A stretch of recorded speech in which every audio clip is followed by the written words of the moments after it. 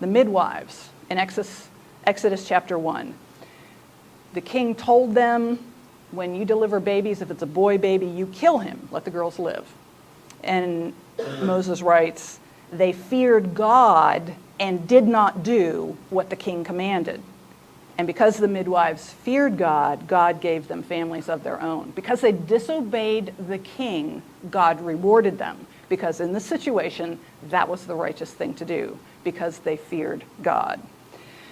Think of King Saul's soldiers, when King Saul had totally gone off the deep end. He was totally paranoid. The Spirit of God had left him. A tormenting spirit had come. He was trying to kill David, and he was out to get anybody that helped David. And so he found out that one of the priests had given aid to David, and the priest didn't know that the king was after David at that point. He just thought he was acting in good faith.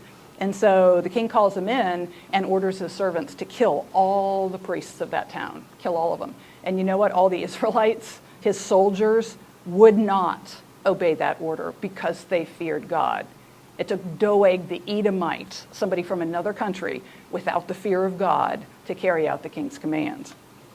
Think of Daniel's 3 friends when they refused to bow down to the king's statue when the music played. They refused, and he gave them several chances, and they said, no, we won't do it. We will not bow to your idol. Basically, you're not God, and that's inappropriate, and we won't do it, even if it means our death in the fiery furnace.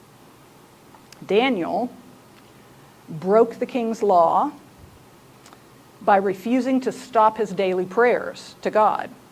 So the king was, that particular king had been tricked into making a decree that he didn't realize the implications of. He trusted the wrong people and didn't see where this was headed. They were doing it, of course, to get Daniel because they were jealous.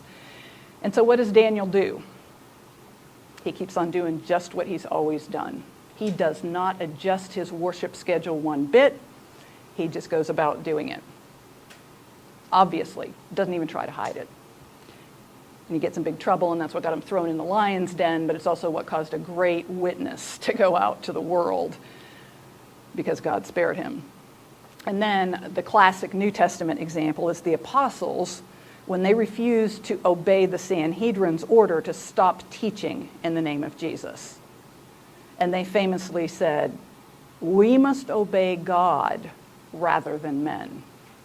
So the Sanhedrin would be equivalent to, in our denomination, the top court of the PCA.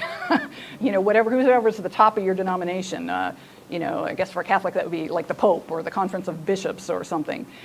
But they said, it takes a lot of guts to stand up to religious authority and say, no, you're wrong. We will obey God rather than men.